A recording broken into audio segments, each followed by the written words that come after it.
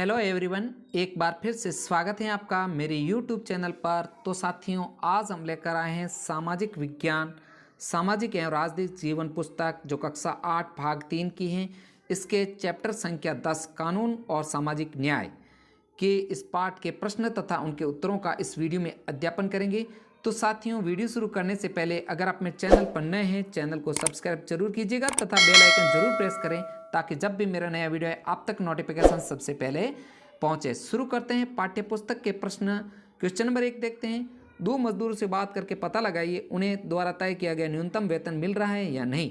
इसके लिए आप निर्माण मजदूरों, खेत मजदूरों, फैक्ट्री मजदूरों या किसी दुकान पर काम करने वाले मजदूरों से बात कर सकते हैं।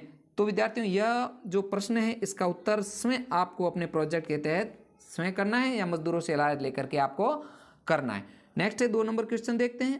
विदेशी कंपनियों को भारत में अपने कारखाने खोलने से क्या फायदा है। उत्तर देखते हैं। विदेशी कंपनियों को भारत में कारखाने खोलने का लाभ यहाँ सस्ता श्रम मिलता है।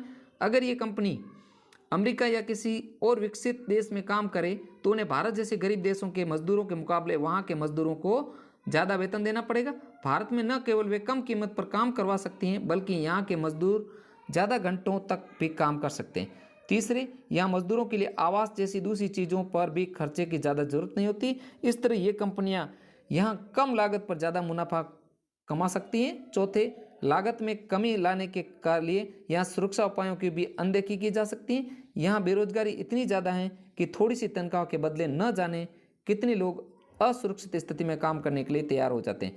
मजदूरों की इस कमजोरी का फायदा उठाकर मालिक कार्यस्थल पर सुरक्षा की जिम्मेदारी से बच सकते हैं।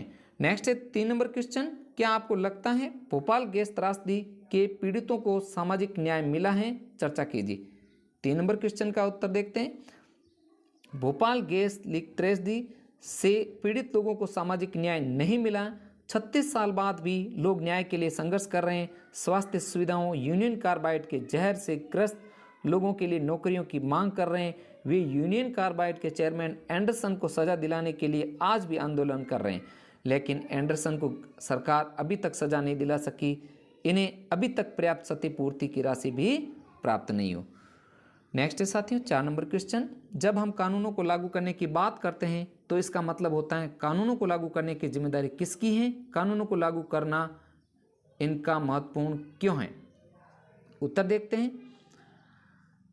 जब हम कानूनों को लागू करने की बात करते हैं इसका मतलब यह है कि कानून को क्रियान्वित किया जाना बहुत आवश्यक है। जब कोई कानून ताकतवर लोगों से कमजोर लोगों की रक्षा के लिए बनाया जाता है तो उसको लागू करना और भी महत्वपूर्ण बन जाता है। उदाहरण के लिए प्रत्येक मजदूर को सही वेतन मिले, यह सुनिश्चित करने के लिए सरकार को कार्यस्थलों पर नियमित रूप से निरीक्षण करना चाहिए।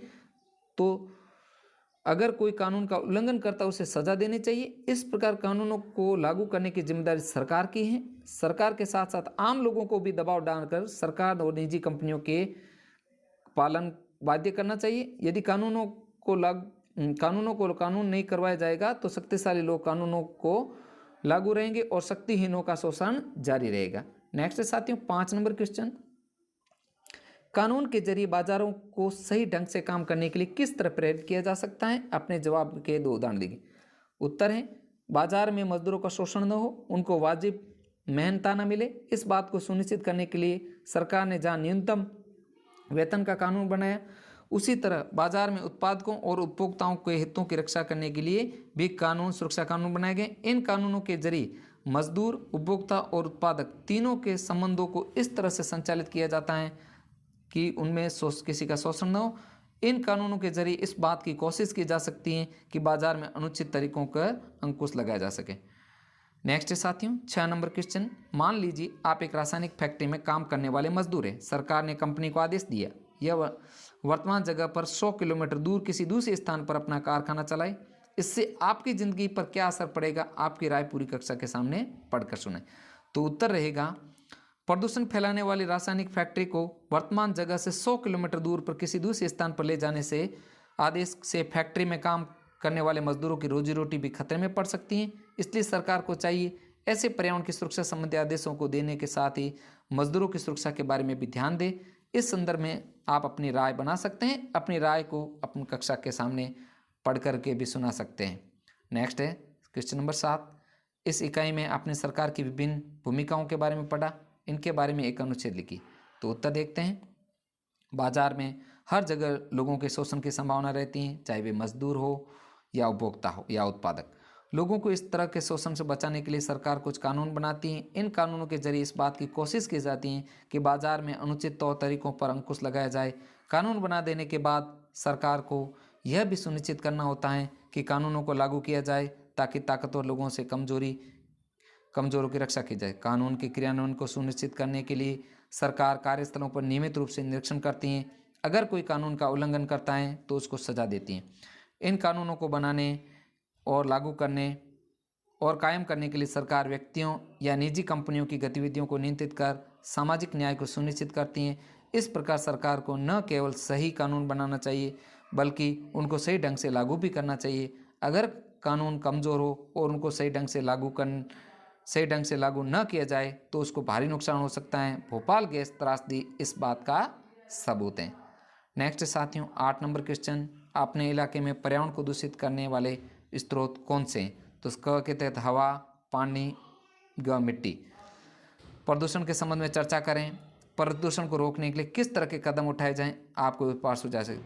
तो उत्तर है, हमारे इलाके में पर्यावरण को प्रदूषित करने वाले अनेक स्रोत हैं। हवा प्रदूषण, औद्योगिक कारखाने, ईंट भट्टे, यातायात वाहन आदि के द्वारा वायु प्रदूषण होता है। नेक्स्ट है जल प्रदूषण, कारखानों से निकलने वाला दूषित पानी, गंदे नाले पानी, सीवर का पानी, कपड़ों की रंगाई से निकला केमिकल युक्त पानी, चमड़े की रंगाई, दूषित पानी आदि। नेक्स्ट है मिट्टी में प्रदूषण, कीटनाशक तथा रासायनिक का बढ़ता प्रयोग, ठोस कचरा, कारखानों का दूषित जल, मृदा अपरदन, रासायनिक युक्त पानी का भूमि में रिसना आदि।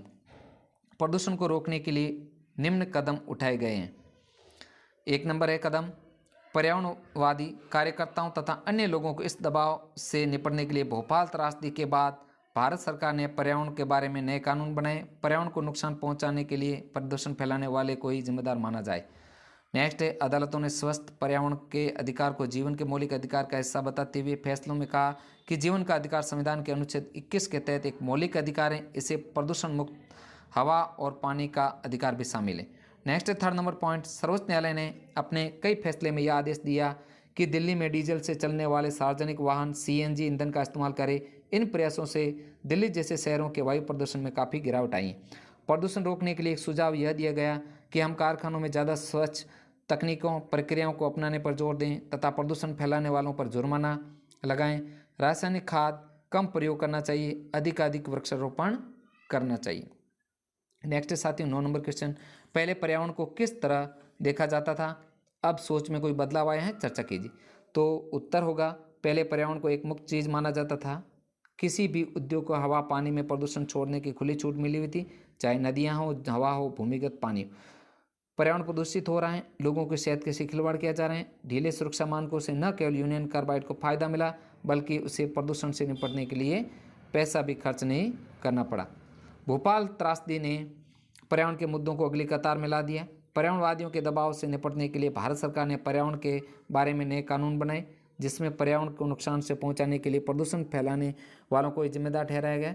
इसके पीछे दृष्टिकोण ये था कि हमारे पर्यावरण पर अगली पीढ़ियों का भी हक बनता है और उसे केवल औद्योगिक विकास के लिए नष्ट नहीं किया जा सकता। अदालतों ने भी अपने निर्णय में यह कहा कि सरकार की जिम्मेदारी है कि वह प्रदूषण पर अंकुश लगाने, नदियों को साफ रखने और जो दोषी हैं उन पर भारी जुर्माना लगाने के लिए कानून और प्रक्रियाएं तय करें। नेक्स्ट साथियों 10 नंबर क्वेश्चन, प्रसिद्ध कार्टूनिस्ट आर.के. लक्ष्मण पाठ्यपुस्तक के 131 पृष्ठ पर दिए गए कार्टून के जरिए यह कहना चाह रहे हैं कि इसका 2016 में बनाए गए उस कानून से क्या संबंध है जिससे पाठ्यपुस्तक के 123 पृष्ठ पर आपने पढ़ा। तो उत्तर देखते हैं। इस कार्टून में अपने बेटे की मदद के लिए एक लड़के को नौकरी पर रखा गया था, दिखाया गया।